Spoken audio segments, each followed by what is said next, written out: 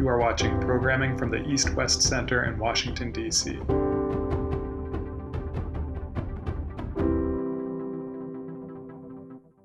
Well, good evening from Washington, D.C. Good morning to those of our colleagues who are joining us from in Asia, and from elsewhere, good day to you. My name is Satu Lemay. I'm the Vice President and Director of the East-West Center, and I'm absolutely delighted today to have this program, Has Asia Lost It? Dynamic Past, Turbulent Future. The program is based on a new book by Mr. Vasuki Shastry, and we have two also eminent discussants in Mr. Prakash Longani and Professor Dr. Sayuri Shirai. So welcome, thank you for joining us, whether you're on our Zoom webinar tonight or watching live stream YouTube. We welcome you to this on the record public program. Now, as many of you know, the East-West Center was established in 1960 to build better understanding and relations between the United States and Asia. And as a person who's one of the flagship initiatives of the East-West Center is a program called Asia Matters for America and America Matters for Asia, which essentially talks about the very significant importance of Asia in the world and to the United States. While all that may be true, what particularly intrigued me about Mr. Shastry's book is that it also considers some of the challenges in a very serious way confronting Asia, and allows us to look at the region holistically, both in terms of its achievements, but also in terms of some of the challenges and hurdles that lie ahead. So we're delighted to have Mr. Shastry talk about his book, followed by the discussions.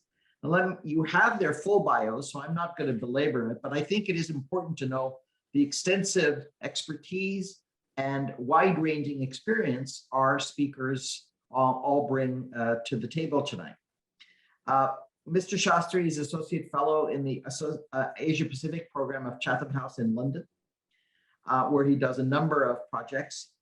But what particularly also attracts me is he had considerable experience in the private sector at Standard Chartered Bank, but also in government, in the Monetary Authority of Singapore and at the international level in the International Monetary Fund. He's written previously on Indonesia, a book called From Crisis to Confidence. Dr. and Professor Sayuri Shirai, welcome. Thank you so much for joining us from Tokyo on a very early morning to you, so we're quite grateful. Is Professor of Economics in the Faculty of Policy Management at Keio University.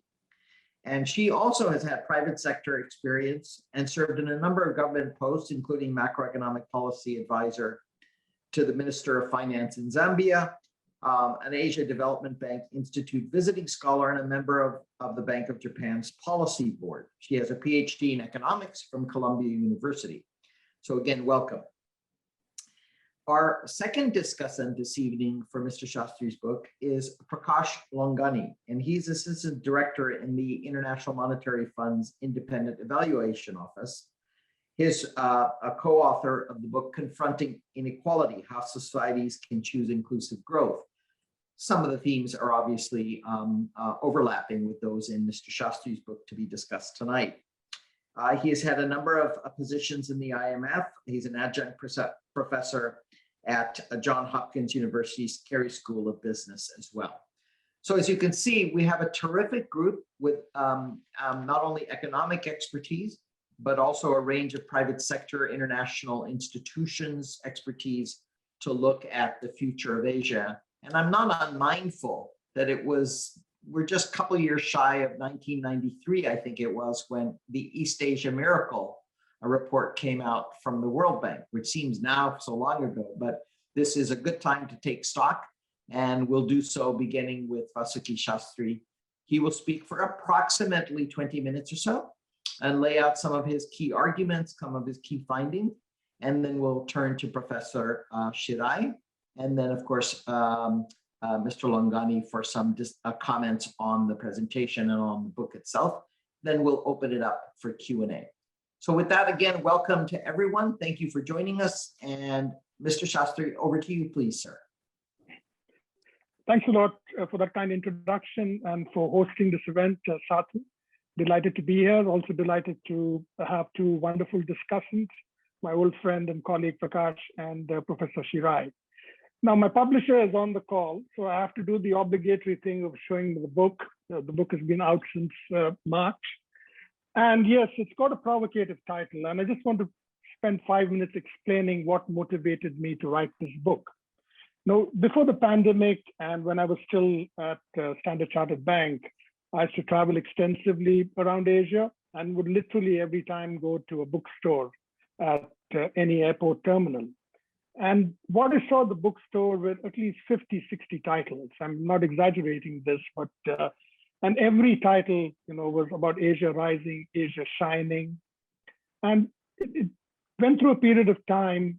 In the beginning, obviously, I believed, I drank the Kool-Aid like everyone else and believed that this would be the Asian century. But then I had this dual life working for the bank. I would meet with government officials. I would meet with the bank's corporate clients, obviously all in five-star hotels. That was an incredible bubble. I also ran the bank's corporate philanthropy programs, which took me away really onto the streets and parts of countries in developing Asia that one normally does not go into. And that gave me a glimpse of a very, very different, less hopeful region. So when you have the policymakers and the academic community, I describe them in the book as the thought leadership mafia.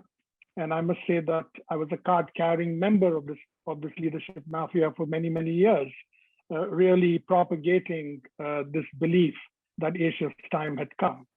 And the more time I spent looking at, and the incredible thing about the broad themes in the book is the economic data is hiding in plain sight.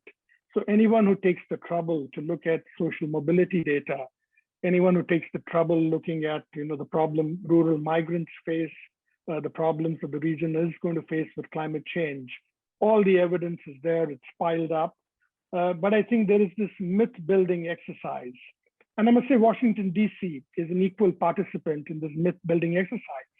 So there was a period of time in the 80s and 90s when we had the Washington Consensus. I'm sure all of you remember that. The old Washington Consensus was built on the belief that if, and this is propagated by multilateral agencies like the IMF and the World Bank, certainly by the US Treasury, and by the economics community. And the belief was if countries pursued policies that supported globalization, trade, and investment, you're going to have high rates of economic growth and very, very positive social outcomes. And linked with that was the less, the Washington Consensus has also been linked with structural reforms, much of it damaging, that was imposed on Africa and low-income countries much through the 1980s. So what we have today, I think, in DC is the new Washington Consensus. And Satu, you know this town well.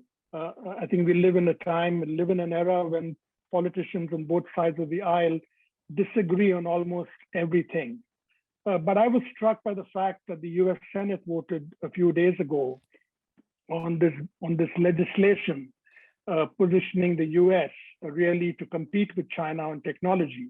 And there was overwhelming political support for that legislation. So one element of this new Washington Consensus is this belief that China presents a clear and present geopolitical threat, poses a threat to the primacy of America of being a leading superpower for the last 7 decades.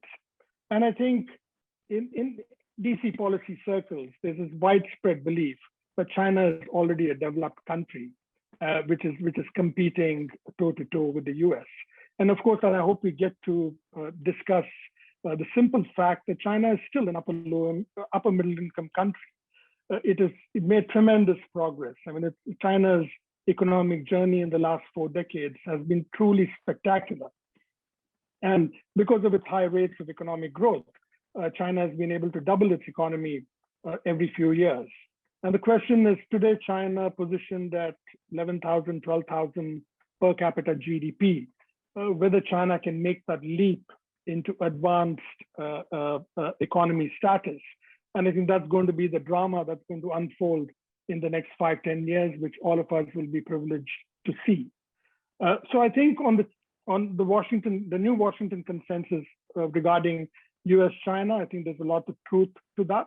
But then you've got the second element of this consensus, which is really this belief on that Asia has arrived, that, Asia can do no wrong, that Asia's high rates of economic growth can truly and well be sustained into the future. And Asia is going to dominate and lead the global economy. And I think there's sufficient evidence right now to say that in terms of economic growth, certainly in terms of Asia's contribution to global economic growth, and much of it, of course, is driven by China, but India has been a participant of that journey until very recently. India has stumbled well before the pandemic, and we'll see whether India can return to its trajectory of high growth. But I think we really get lost in this growth debate. If we simply judge Asia by high rates of economic growth, then all of Asia should already be developed.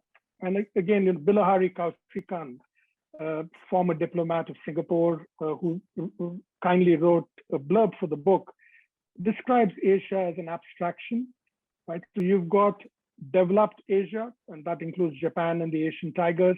I spend very little time in the book really focusing on these 5 countries, because whatever problems that they face, be it demographics, be it fiscal pressures, I think they've got the resources in order to deal with any crisis that may come its way.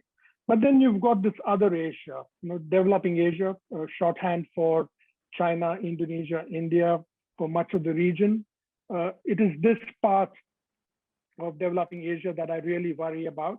And I worry less about economic growth, right? So you've got this duality in developing Asia, where if you look at other indicators, if you look at the UN Human Development Index, if you look at the Transparency International Corruption Perceptions Index, and indeed, if you look at the Global Slavery Index, developing Asia tends to perform very poorly. And of course, there's the outsized contribution of China in its 4-decade-old journey, and China has really made great progress. But many parts of developing Asia are still ranked 100, 150 in the UN Human Development Index. So why is there this duality of high growth and social outcomes which appear to be stalling? So the 3 broad themes in my book, the first one is on stalling social mobility.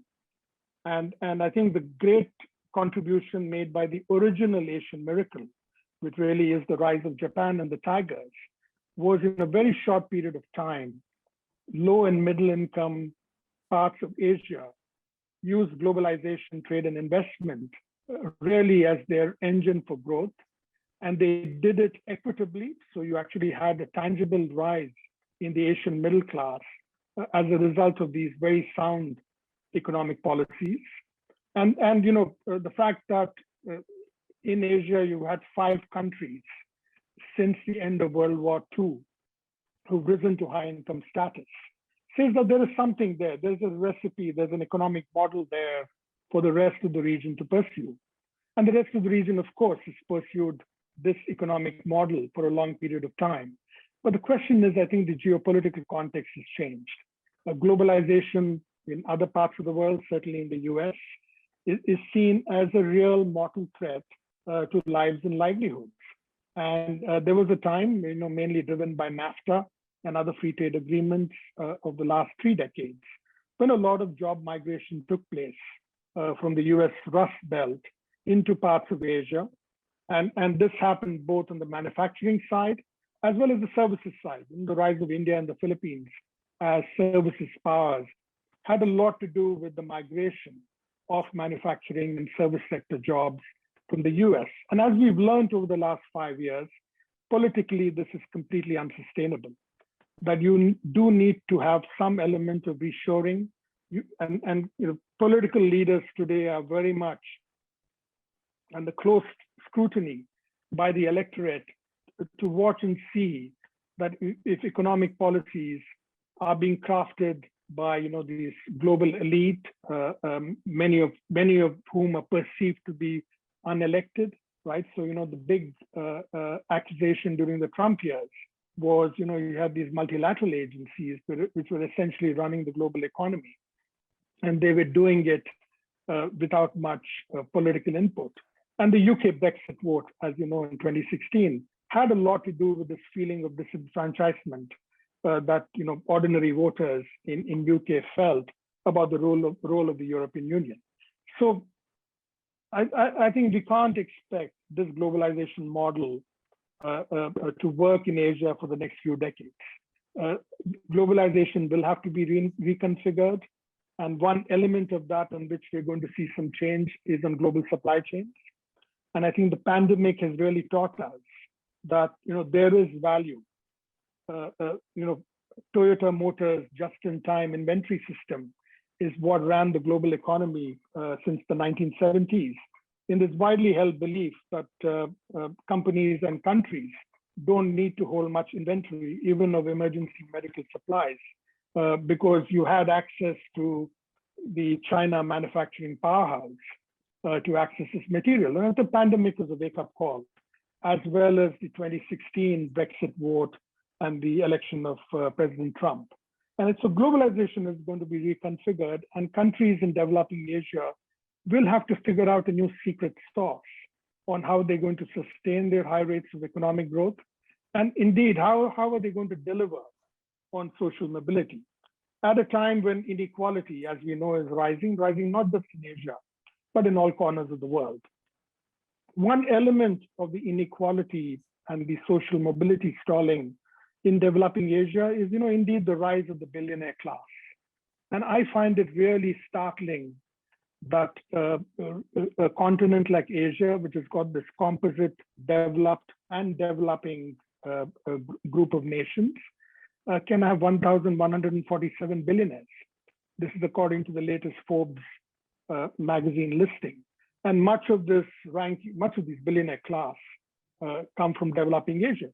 China has a startling 406 billionaires if you include Hong Kong. So why is it that it's probably easier in Asia today, and I'm probably stretching the point, I recognize that. It's probably easier today to become a billionaire in Asia than it is for a low-income person to get a good job, get good economic opportunity, and rise up the economic ladder. So there's something there in the subversion of public policy, in the alignment between the political and business class. I recognize I sound perhaps like a Marxist in making this point. I just want to reassure everyone, I have absolutely nothing against entrepreneurship and successful business.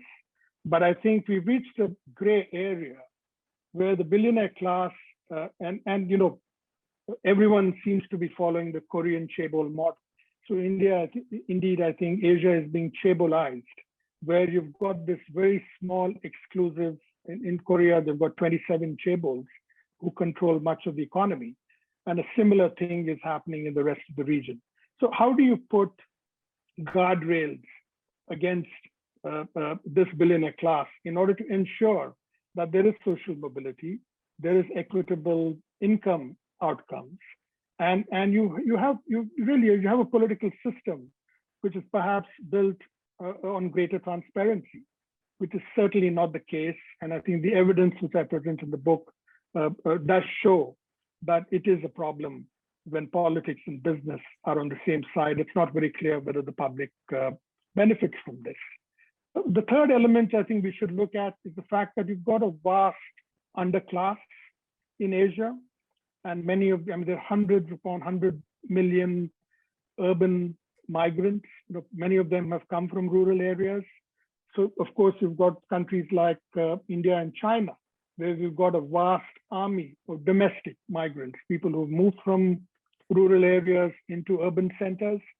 I would argue that China has done a much better job in urban development than, for say, India. And the fact that cities like Mumbai and Delhi, 50%, 55% of the population are living in shanty towns. And all of them have come for a better life. All of them have come to seek economic opportunity. They are seeking the economic opportunity, but they're not seeing better economic outcomes. So there needs to be a reset in public policy in developing Asia to ensure, clearly, I mean, any amount of infrastructure that you build by way of bridges, roads, and dams is not going to help a person struggling in a shanty town who does not have access to any public services. And this, I think, is a recipe for social unrest. The other element of potential problems for developing Asia, where we're already seeing some unrest, really is in the massification of higher education, where you've got, Asia's big success in the last few decades is opening up higher education opportunities for youth.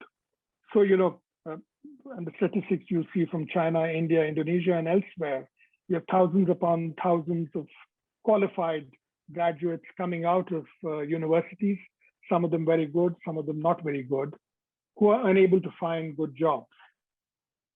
And if you try and link up recent unrest that we've seen in Hong Kong, in Thailand, and in Myanmar, and Myanmar, of course, has got a very particular context because of the coup on February 1st. But the fact that you had thousands upon thousands of university graduates agitating on the street at very great personal risk. Certainly the same thing that you've seen in Thailand 2 years ago in the protests against the military government, as well against the royal family.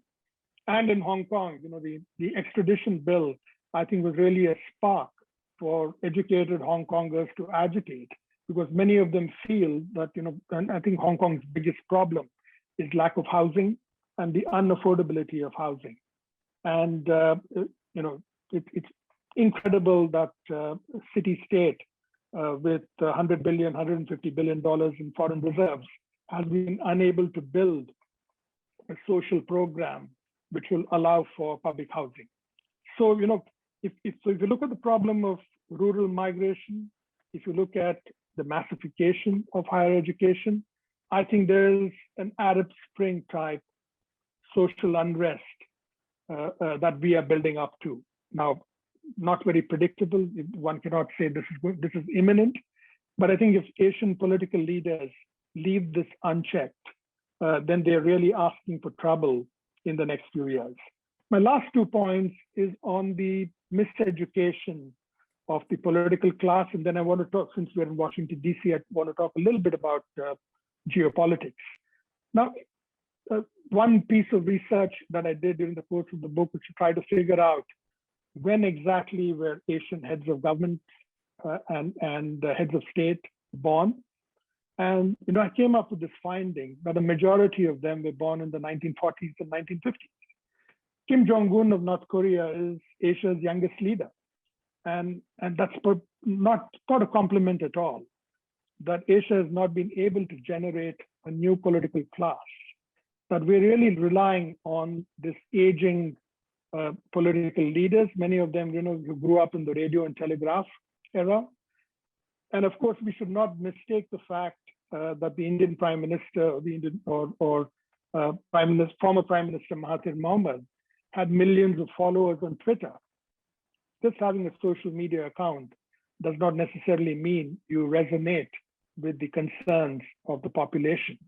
And the majority of the population, particularly in large countries like India and Indonesia, are skewing young, which really means that there is a divide between the ruler and the ruled. This is manifested in the kind of social unrest that I spoke about in Thailand, Hong Kong, and Myanmar. So this is definitely a space to watch. My final point is on geopolitics. And if you look at the stresses and strains of the US-China relationship, and these stresses and strains look like they're going to continue well into the Biden administration. Is China a strategic competitor? Can China and the US collaborate on a few global issues like climate change? This remains to be seen, but whether such collaboration is possible. But I mentioned in the book that Asian political leaders and the US need to have this next summit, not in any Asian capital, but they need to go to Sarajevo.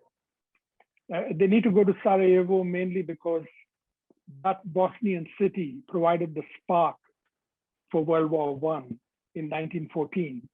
And the World War I disaster was completely avoidable. It came at the tail end of a globalization era, which is not very different from the globalization era that we've seen in Asia in the last 5 decades. It came on the top of selfish geopolitical players at that time who stumbled into war after the famous assassination of Archduke Franz Ferdinand in June 1914.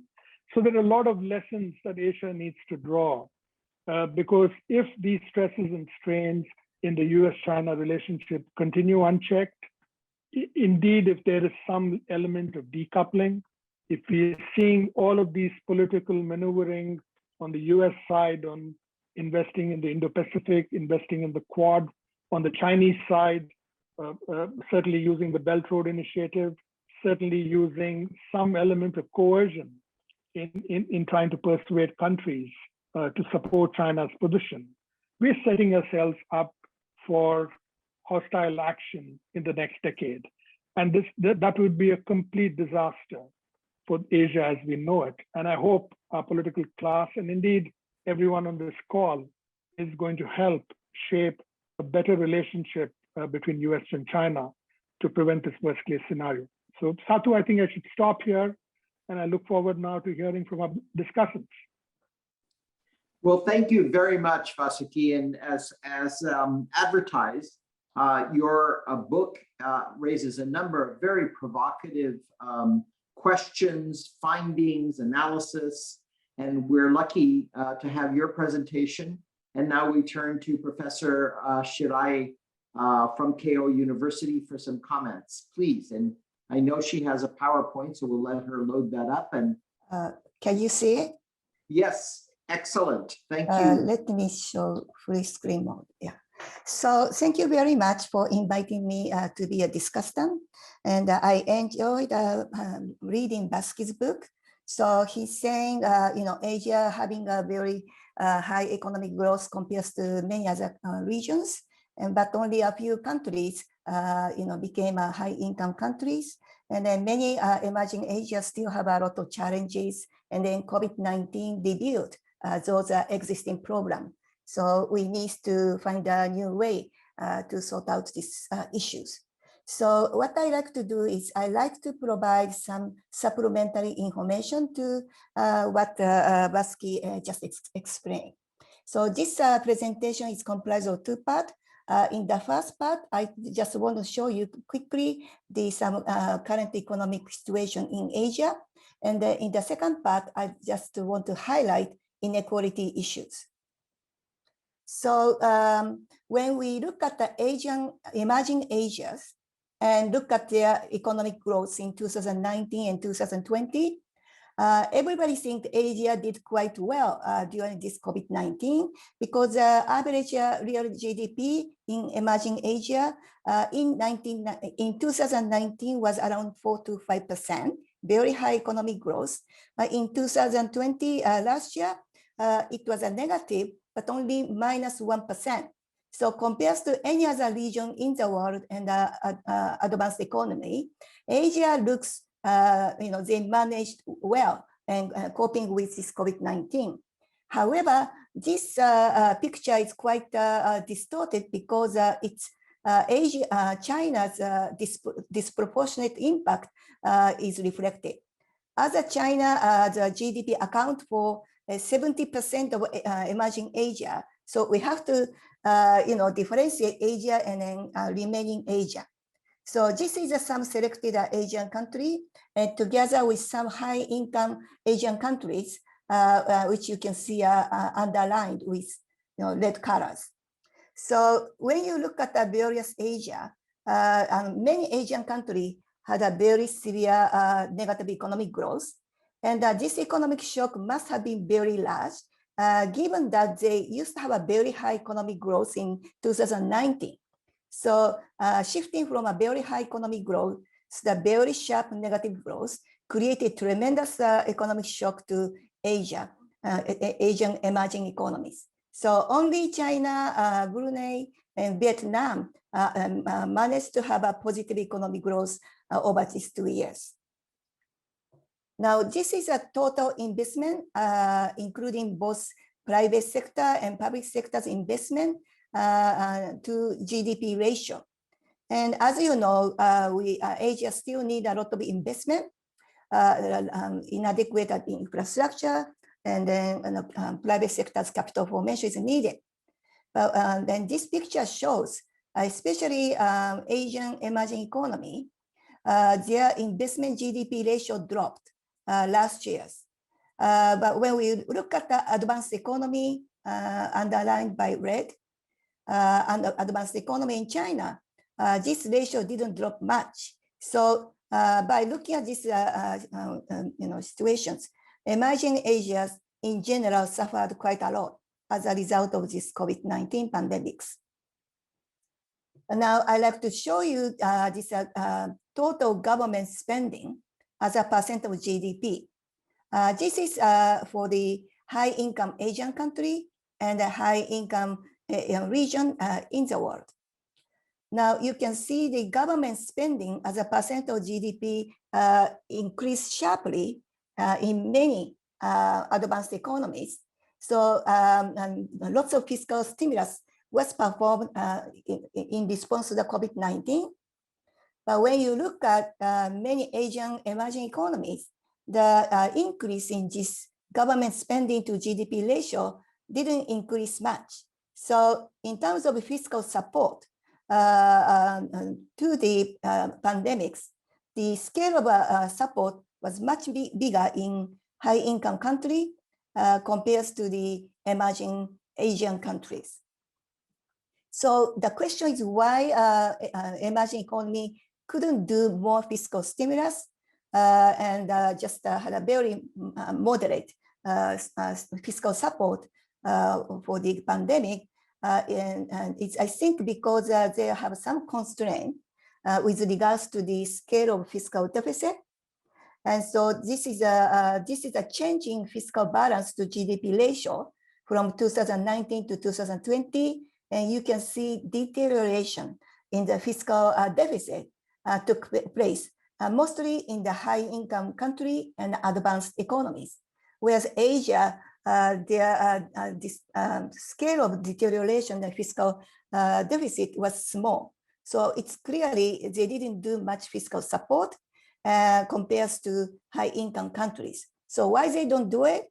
I think it's because this threshold concerning this public debt to GDP ratio, which is considered as appropriate by investor, is much lower in the emerging economy. So they cannot do a lot of fiscal stimulus, and they cannot really deteriorate lots of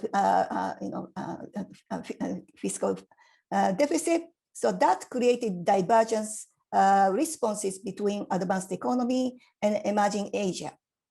So let's look at the monetary easing. Everybody knows advanced economy like Japan, Europe, US did massive monetary easing, quantitative easing. They did lots of asset purchases. And but again, when you look at the scale of quantitative easing, measuring by the change in the balance sheet, central bank's balance sheet to the GDP ratio, please look at the right-hand side. This is some selected emerging economies in the world. And you could see this is a sort of the scale of quantitative easing.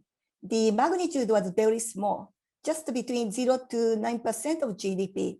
Whereas please look at the left, since the pandemic started, Japan, this balance sheet expanded by 24% of GDP, US 70% of GDP, Euro area 20% of GDP. So not only fiscal stimulus was much bigger in a high income advanced economy, but also monetary easing scale was significantly greater in advanced economies than emerging economies. So what is this suggesting is that in Asia, already there was some income differences between high income Asia and emerging Asia. But as a result of a different scale of fiscal and monetary policy response to the pandemic, I think the income differences within Asia deteriorated further. So not only vaccination was faster in advanced economy, but the scale of fiscal and monetary policy was significantly different between advanced economy and low-income countries. So now quickly, let me focus on the inequality. As the book mentioned about inequality issue in Asia, first let me show you this time series data on this income inequality. Now you can see Europe in general, inequality is very low. US inequality picked up, so it's quite easy to understand why Biden needs to deal with this inequality issue. But you can see Japan is also highly unequal society. Many people do not realize that, but it is true that Japan is a high income economy, but highly unequal society. Let's look at this inequality situation by region and time series base. Left-hand side, so Asia excluding Middle East, this average data is showing that inequality is dropping, so improving. But when we divide Asia into Southeast Asia and Southern Asia and Central Asia, you can see Southern Asian inequality increased. And also overall Asian inequality level is quite high. Now we can look at the various selected Asia. Left-hand side is showing between year 2000 and 2019, inequality deteriorated. And right-hand side is showing the countries whose inequality over these 10 years improved. But overall, you can see still the level of inequality is very high. So inequality issue, domestic inequality issue is highly relevant agenda in Asia. Now, I just want to show you quickly about this chart. This chart is showing the references to the inequality by central bankers. One of the reasons why the many central banks started to talk about inequality, although inequality is not a direct relation to the monetary easing, but central bank, especially in advanced economy, started to recognize that inequality is deteriorating in many high-income countries. And part of the reason could be related to quantitative easing, because massive asset purchases leads to the higher stock prices and real estate prices. So inequality maybe deteriorated partly because of this massive monetary easing. Therefore, these differences made more frequently in advanced economy than emerging economies. Final page. So what are the factors contributing to the income and asset inequality? Everybody knows the first factor is globalization, technological change, declining presence of labor union. We all know that this is global trend. But another reason is the decline in the progressivity in tax system. Also, Vasuki's book mentioned about this, there's a super rich people in Asia, they don't maybe pay much taxes and, there's not enough progressivity. And actually over the world, over these many years, the progressivity declines. So rich pay less tax and the rich get richer.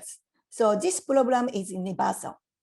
The third point is, as I mentioned, as a result of monetary easing, contributing to the inequality. One is because saving channel.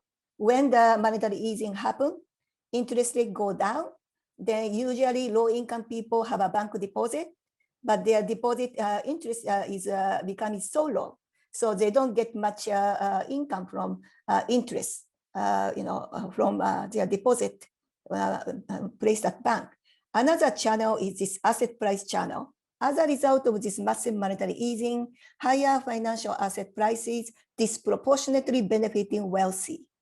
So then it's one thing it's clear is we don't really know how central bank can deal with this inequality because central bank doesn't have much tools. But one thing is, as this book also suggested, maybe we have to think about the restoring the progressivity in the tax system. That's what Mr. Biden is trying to do, but lots of opposition happening from Republican and many rich people in United States. So progressivity is one way. Another issue is that, ESG investment, environment, and social and governance investment. Those are global trends. It's an investment performed by long-term oriented institutional investors like pension funds and insurance companies, mainly coming from United States and Europe.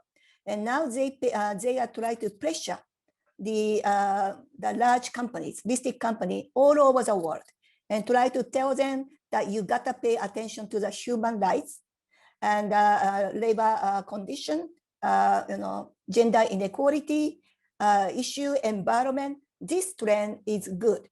So together with the support from NGO, this trend, if this continue, may give some support for this new idea also proposed by Vasuki. Thank you very much. Well, Professor Shastry, thank you very much indeed. Most interesting as well. And I hope we can come back to this.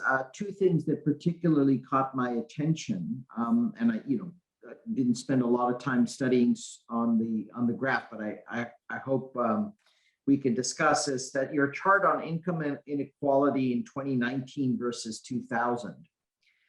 If I saw it correctly and absorbed it correctly, on the left-hand side of the chart, where the high-income Asian countries, Korea, Japan, et cetera, and the fast-growing Asian countries, China and India, and the income inequality growth from 2000 to 2019 was much higher in those sets of countries than in moderate and lower income. So that was one thing that fascinated me. And the other is, given your central bank experience and the issue of tools, as you well know, there's this debate in the United States too between fiscal and non. I mean, this is not hardly a new debate, but in particular now, this combination that you suggest between progressivity in taxation, which is clearly at play on the left side of the American domestic political spectrum, combined with a big social program, big inequality addressing fiscal programs in the budget,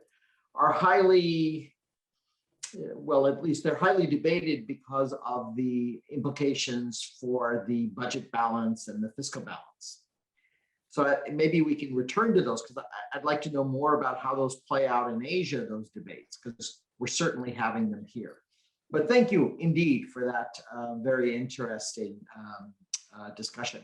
We now turn to our colleague from the IMF, Prakash Lamlani, to give us some remarks as well. Please, Prakash.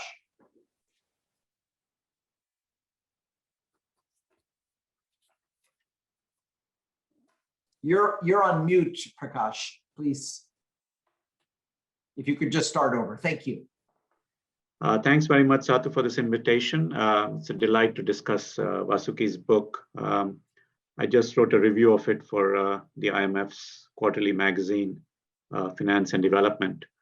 I think the book is a pleasure to read.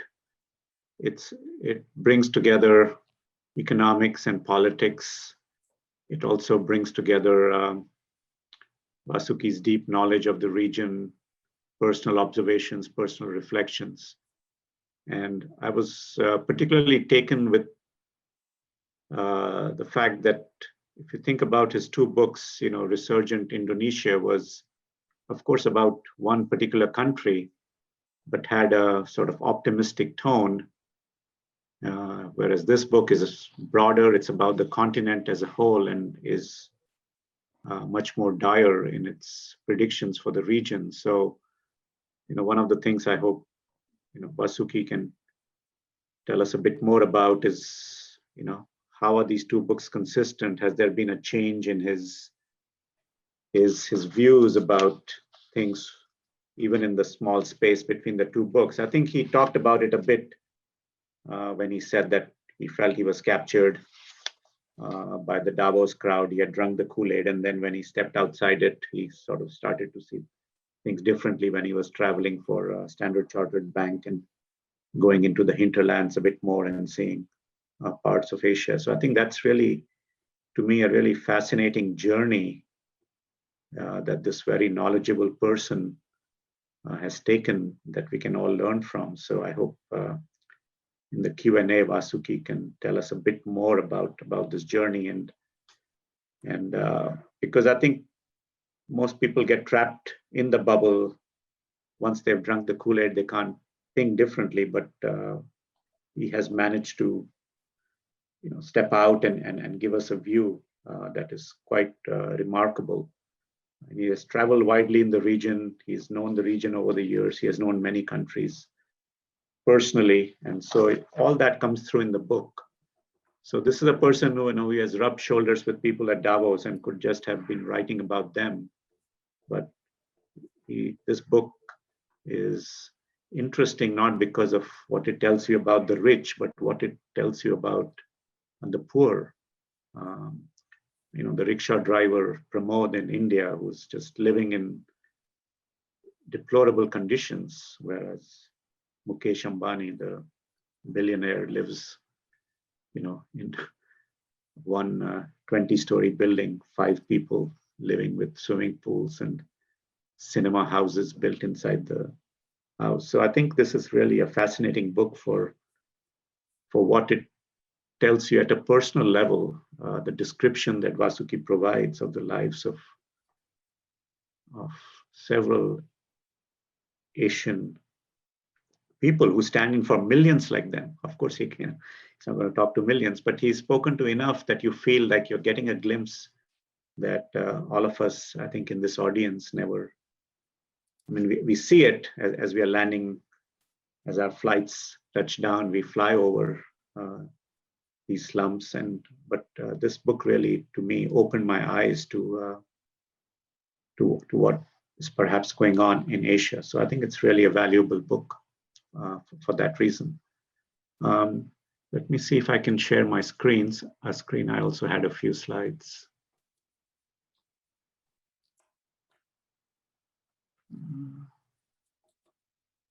Just excuse me for just a minute. Let me.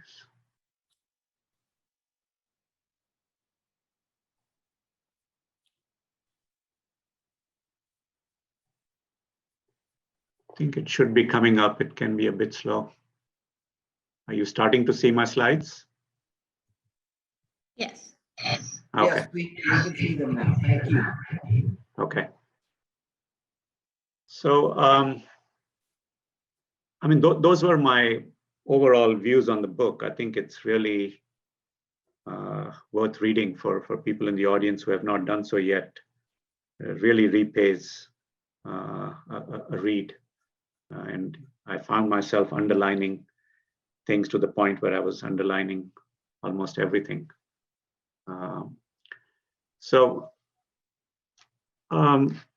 Let me touch on a few points of the book that I particularly liked. One is kind of the perils of forecasting growth. And, in the 50s, we thought that the Soviet Union was going to outstrip us. And there were many, many books about the coming Soviet domination and the Soviet way of growth. Then, when I was a teenager, we started to see lots of books about Japan and how Japan was going to be the next #1 dominant power. So even as late as 1995, you had this book, for instance, called Blindside, about why Japan is still on track to overtake the US by the year 2000. So I think that it's very difficult to say who is going to be the dominant power, and extrapolating from even the past 20 years to say what's going to happen in the next 10 or 20 is quite perilous. And then, as Vasuki was mentioning, these days everywhere you go, you see 50, 60 titles, as he was saying, that have Asia rising or Asia shining or the China miracle. So I think Vasuki is right in saying that the track record of economists and political scientists in figuring out who is going to be the next leader is quite poor. And I think in his book, he correctly describes how kind of linear projections of the past 20 years can get you in trouble in figuring out what's going to be happening over the next 20 years. And particularly, as he said, if the US was, in a sense, facilitating the growth of Asia, and now with the emergence of China, there is going to be more US and China tussle, then it's by no means clear that China or Asia will be allowed, in a sense, to grow at the same rates if they are perceived as a threat by the dominant power. Of course, I hope that doesn't happen as an international civil servant, but he is correct in pointing out that the geopolitics has changed and we can't take it for granted. And along with the changing geopolitics, Vasuki also points out that the kind of economic model that underlies or that has underlaid the growth of Asia is starting to change. I mean, the growth model, in a sense, was this model of flying geese, which is that Japan was kind of the lead goose, and then over time, Japan would pass on industries and functions to the geese, the countries that followed. And for a while that happened. But now with China emerging as kind of the manufacturer of the world, as the exporter of the world, it's by no means clear that there is the same kind of flying geese relationship that is prevailing in Asia anymore. It's not clear that other Asian countries will follow in this kind of neat model that was envisaged of how Asia would grow. I must say that unlike Vasuki, I'm not totally convinced that there cannot be other growth models that Asia can follow. I mean, Asia could have a service-led growth model. I mean, that would have a challenge in the sense that it may not employ people to the same extent that a manufacturing-led model could employ. So that it's not obvious that a service-led model would succeed, but I'm not convinced that Asia cannot find a way of growing for the next 20 years.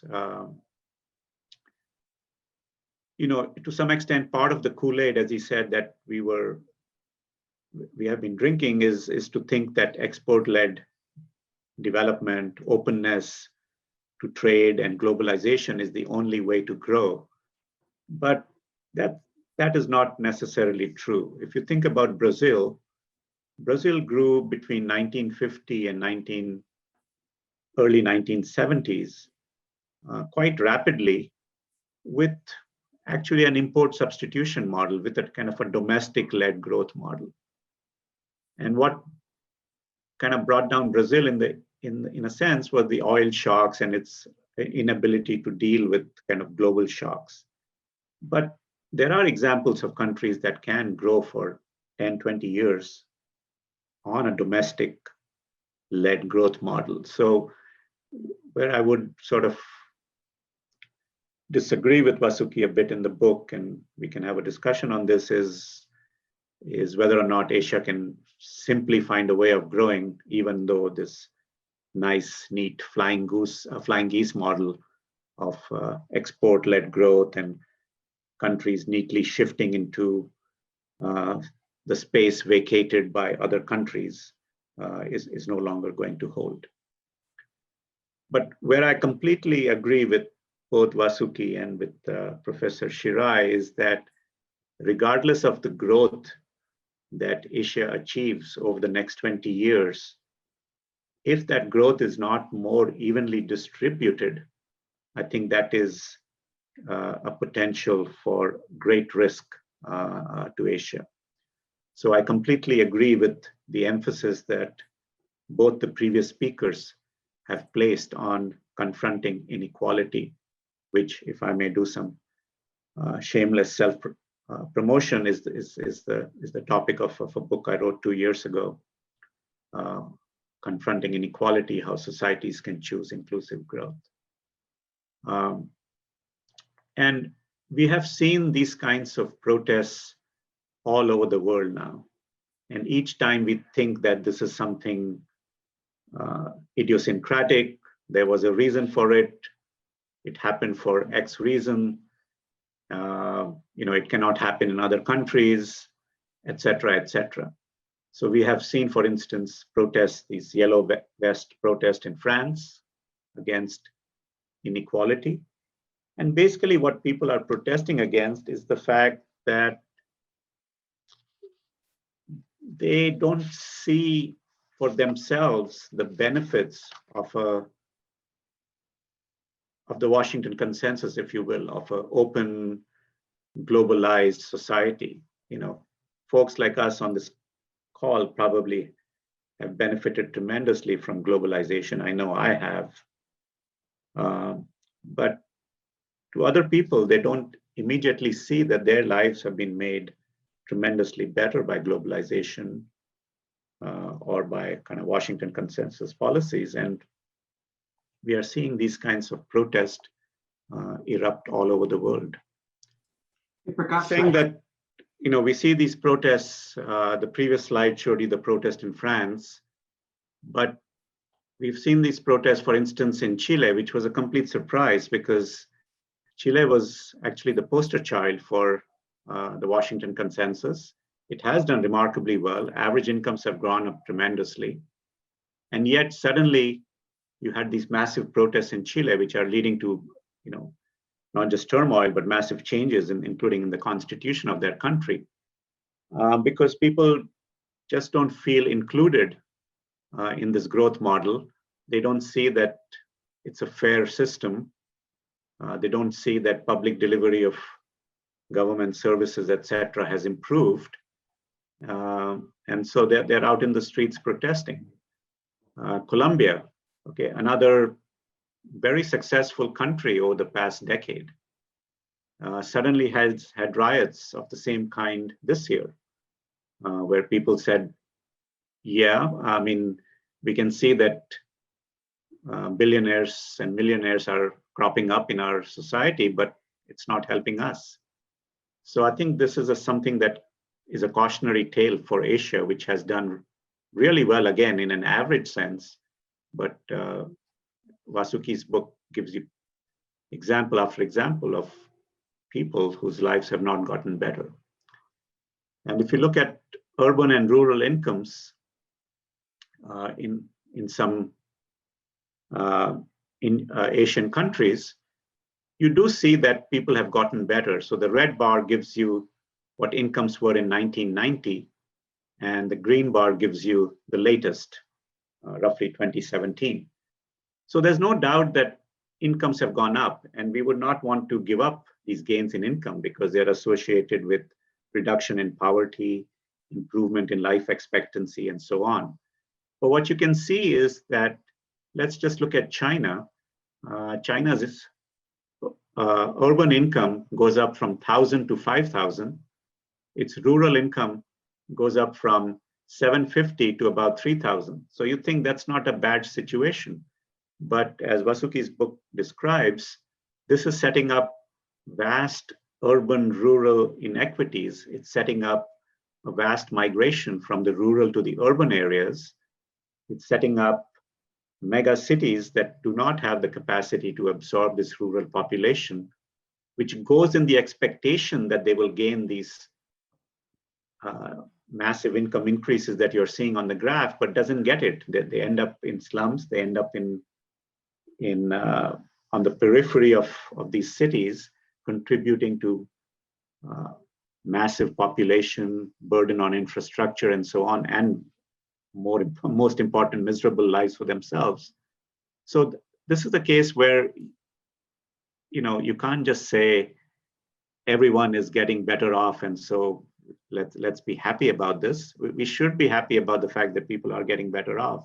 But if you're creating inequities between states, between regions, between urban and rural areas, this is going to be a recipe for the kind of protests that we've been seeing in France, in Chile, in Colombia, elsewhere. And if you look at the share of youth in Asia that are not in employment, education, or training, you really have a continent that is really not finding a way to put its youth into giving them a meaningful and productive start in life. So of all the regions, all the developing regions in the world, emerging and developing Asia has 1 in 3 of its young person neither in a job, neither going to school, nor getting some kind of training. So these are people who, what do you expect them to do other than, vent their frustration and their anger? And I think that this requires a change in our mindset, going from the Washington consensus towards more of an inclusive growth. And I must say that the IMF has been trying to go in that direction. These are a couple of IMF research papers that talk about sharing the growth dividend in Asia and how the COVID situation is making inequality worse. So let me stop there. So let me conclude by saying that I think this is really quite a remarkable book. I really enjoyed reading it, and it left me wanting to know more about Vasuki's own transition from resurgent Indonesia to an Asia that has lost it. Thanks very much. Well, thank you very much indeed, Prakash. Again, very, very interesting and useful comments to form a discussion of Vasuki's book. And I hope both Professor Shirai and Dr. Longani will consider sharing their slides for this program so we can have them up along with the recording of the program for those who wish to watch it later or to avail themselves of your of some of the very interesting findings in your PowerPoint presentations. Well, this is the sort of the formal part of our webinar and our program tonight. Let me now turn to some Q&A that's come in. And I promise you, I'll give you each a chance to go around and to, particularly for Vasuki, to maybe respond to some of the things, but also, of course, Dr. Shirai and Prakash to engage in some conversation as well. And I have a couple of queries myself as the moderator. But first, since we have guest participants, let me go to them first out of courtesy. Mr. Michael Anderson, who has served in our foreign service all over Asia, including Indonesia and India, I might add, has 2 questions. One is about the quality of Asian leadership. It came up in many of the statements about how Asian leaders are dealing with the challenges. Do you think it has you particularly, Vasuki, pointed out the age, the generational issues of leaders. And so could you say something about leadership? What can be done to change that?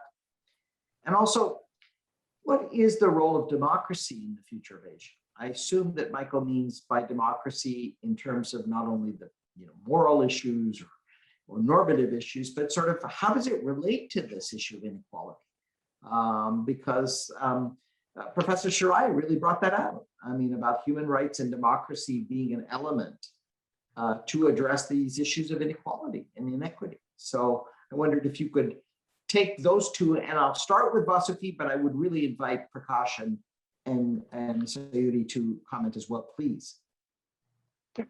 Thanks a lot, Satu. Well, let me start off with Prakash's point on the bookends, my first book on Resurgent Indonesia and the latest one.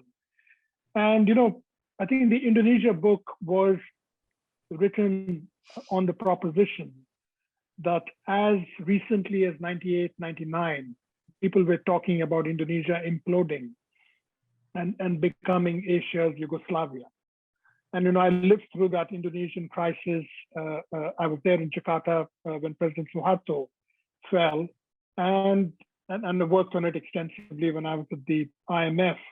And I thought the Indonesian example of really building a vibrant democracy, not a perfect democracy, not a perfect economy that is delivering social outcomes for a lot of people. But I think Indonesia was a great example where if you build national consensus, if you listen to the voices of the street, you can actually build a cohesive democracy. And I think that Indonesian model, I think, still resonates for many parts of the developing world. But if you look at the continent as a whole, much more broadly, because you change the context, you place the Asian miracle prism for the entire region to determine and judge, how is the region doing compared with Japan and the rise of the tigers? And then you see many stumbling blocks. So I don't see these two books as necessarily being contradictory. Hopefully they're complementary. And the Indonesian example, I think, really links well with Michael's first question on the quality of leadership. President Jokowi in Indonesia, now in his second term, came to power around the same time as Prime Minister Modi in India. And both these leaders come from non-traditional political backgrounds. President Jokowi famously was a furniture salesman in the central Java town of Solo for many years. And his rise, I describe in the first book, as the most daring act of political entrepreneurship anywhere in the world. And I think Jokowi's rise is even more remarkable than that of President Obama. And Prime Minister Modi himself, comes from a background of social service, political volunteering, of course, with an organization with explicit and exclusive political beliefs. But what has happened in the context of the pandemic, famous Indian economist Amartya Sen once pointed out that a famine will never take place in a democracy. So if you place Professor Sen's test on whether a famine or whether a pandemic of the kind that we've seen in Asia over the past year can really spread in a democracy. And we've seen, governance problems in democracies in dealing with this pandemic. And that's not just an India example. If you look at the Philippines, you look at even Indonesia, there have been problems in public management of this crisis compared with the Vietnams and of course, China. When it comes to the quality of political leaders, I think Prime Minister Modi and President Xi Jinping, one represents the so-called largest democracy in the world, the other represents one-party rule, are incredibly alike. They are both aggregators and consolidators of political power compared with, so you can't compare Modi and Jokowi in any sense, because Modi's instincts to consolidate power is as sharp as President Xi's. So I must say democracy is stumbling in many parts of Asia. And democracy really needs, I think, an Indonesia type revamp. And of course, one hopes that this revamp happens organically rather than through revolution. Thank you so much.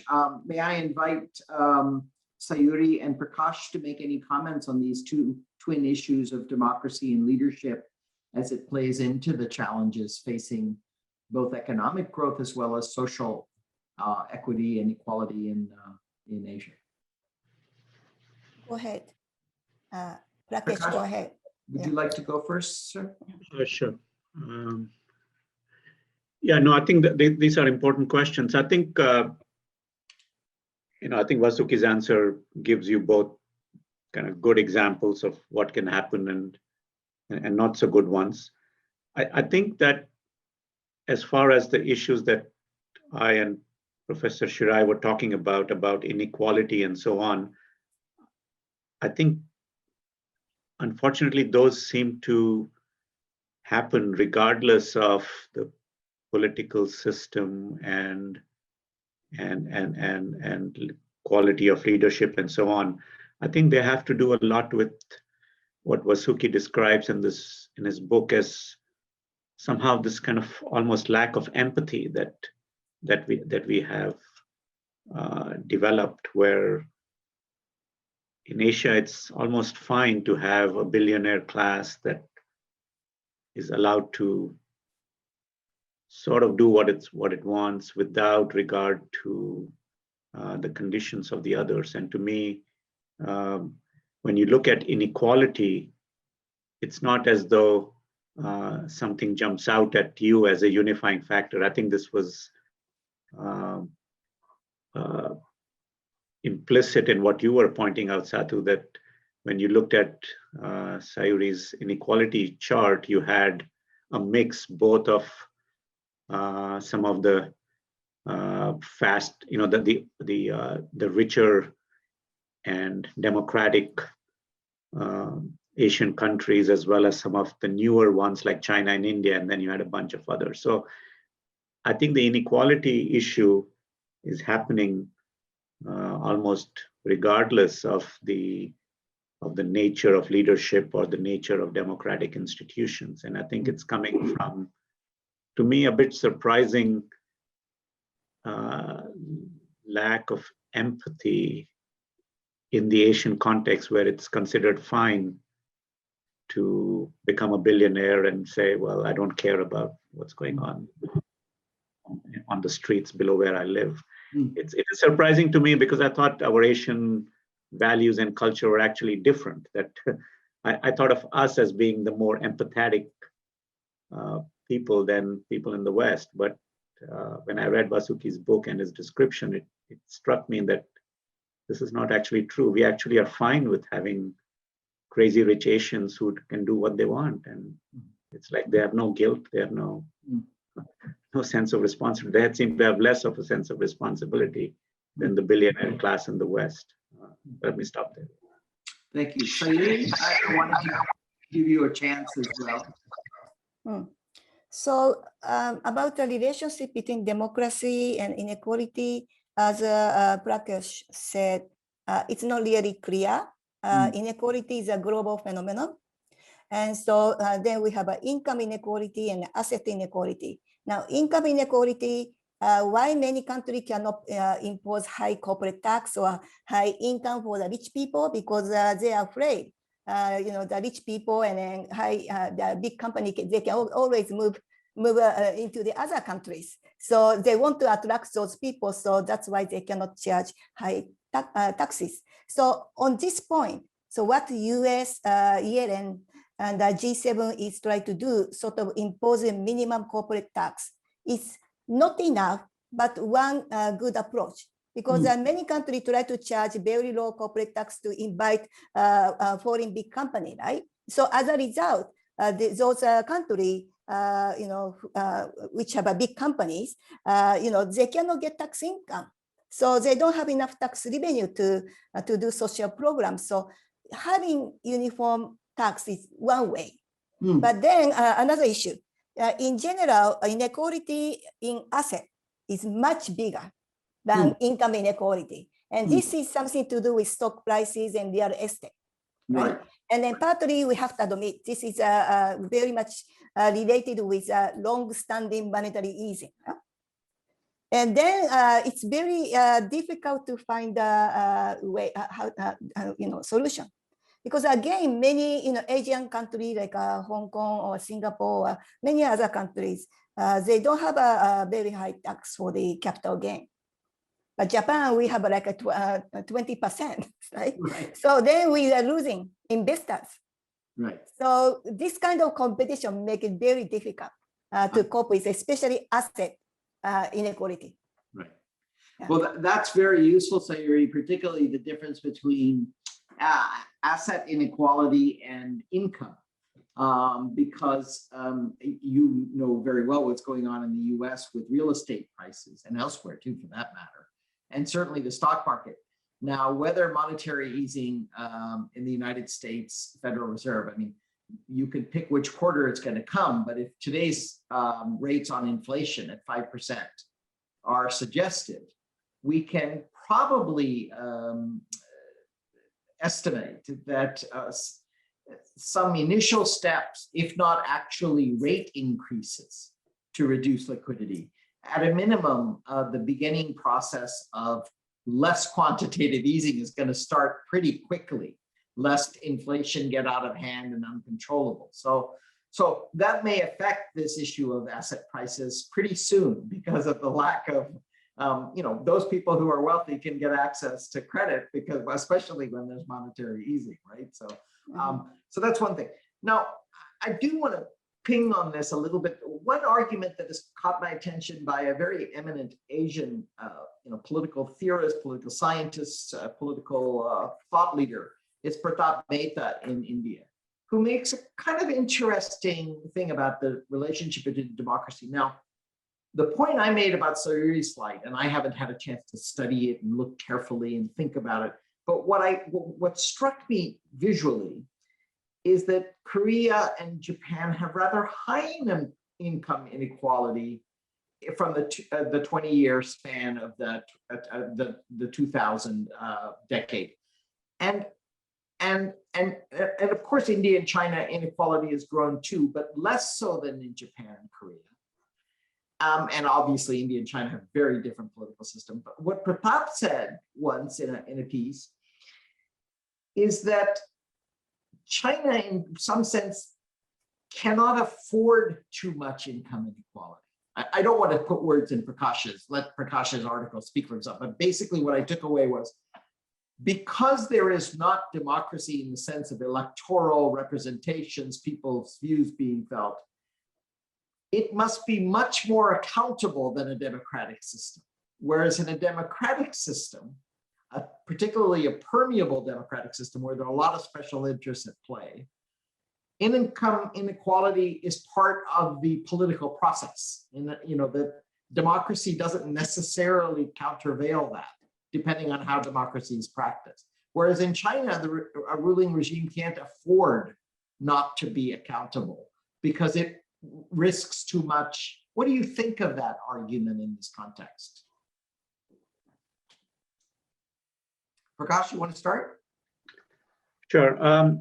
I think that's an interesting argument. I think it has truth in it. I think, again, what I think is true throughout Asia compared to Europe and even the US is the lack of redistribution. So if you look at the inequality of market incomes and compare it with the inequality of incomes after taxes and transfers, it's not that much different in Asia, whereas in Europe it's quite a bit different. In other words, Germany generates as much inequality in market incomes as any other country on the globe. What makes Germany or Scandinavia different is that they take that market income and they tax and transfer it in a way that inequality after redistribution is much less severe. I see.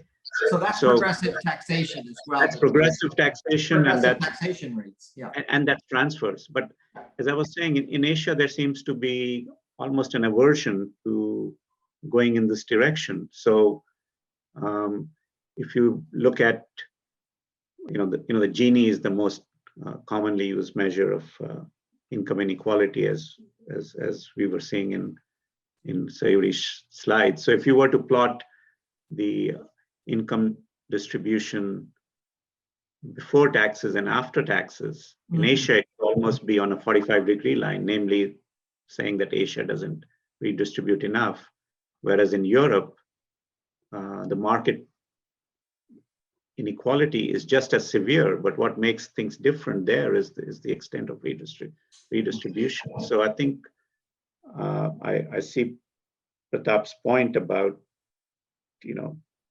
that China, in a sense, may feel the Chinese government may feel more accountable than even a democratic government. But to me, the salient fact about inequality in Asia, when I just look at the data, is the lack of redistribution and the acceptance of this. It's like, this is the way we want to be.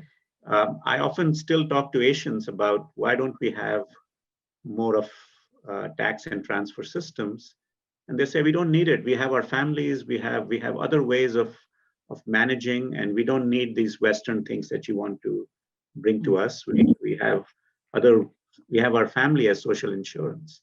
And again, as Vasuki's book shows, it's no longer the case. A migrant, a rural person who has come to the urban area and is hanging out in the periphery and doesn't really have a form of social insurance. I mean, we saw during COVID, when the government imposed a lockdown with 4 hours notice in India, these people had no choice but to go back to the rural areas. They started walking back, but it's not like that's what they wanted to do.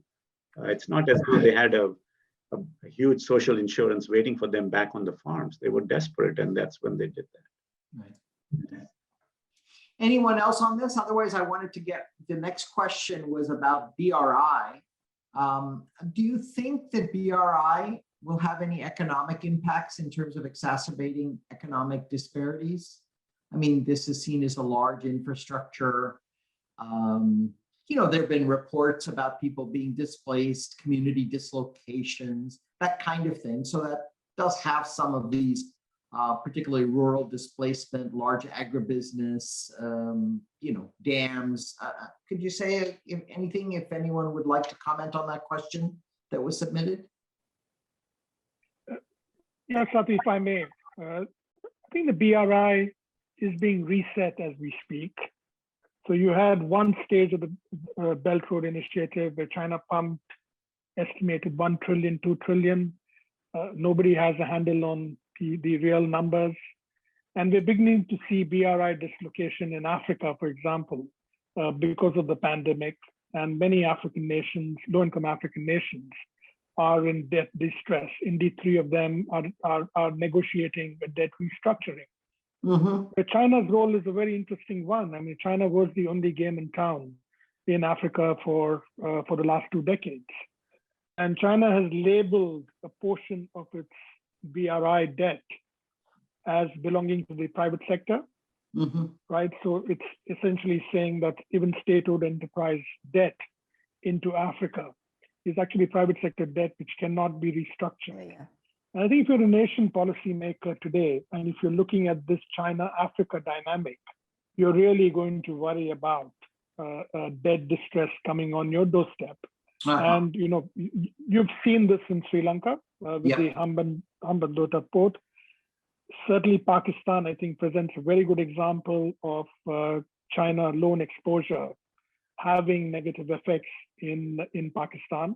And I think more generally to Sayuri's point earlier about ESG and climate change, we've seen that at least 40 to 45% of BRI lending is directed towards coal-fired power generation.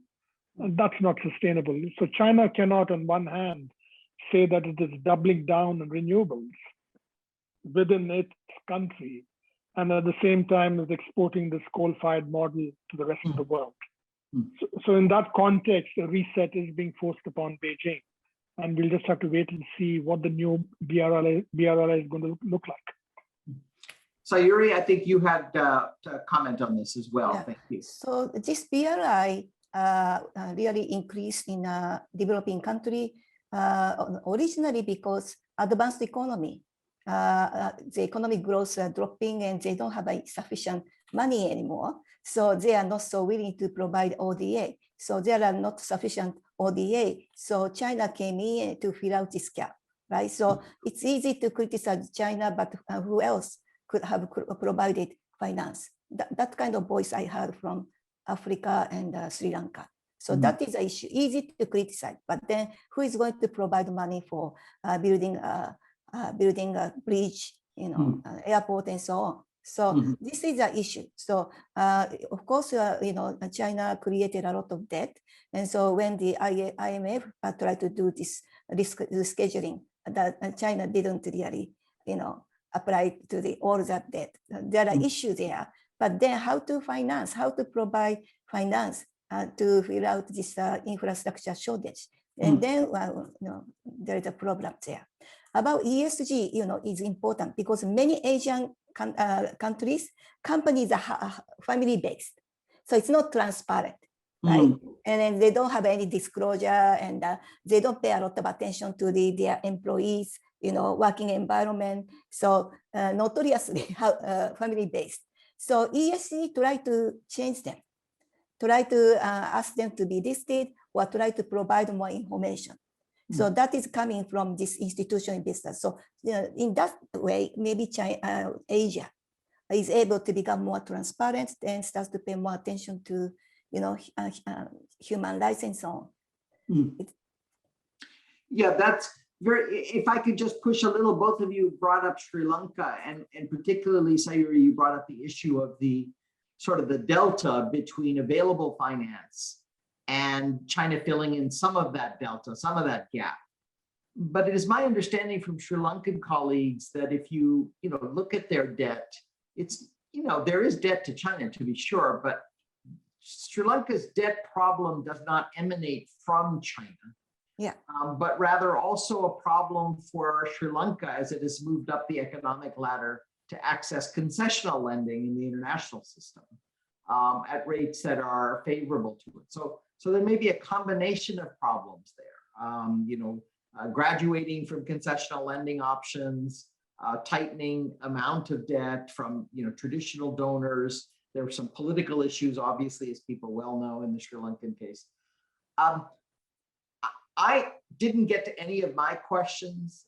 There's a specific question in Malaysia, but it's also 8:29 in the evening in Washington, and I know it's late, and I am obligated to sort of close programs on time. So I'm sorry, but I hope Mr. Roy Anthony Rogers will write to you about his specific question about what you think of the Malaysian economy.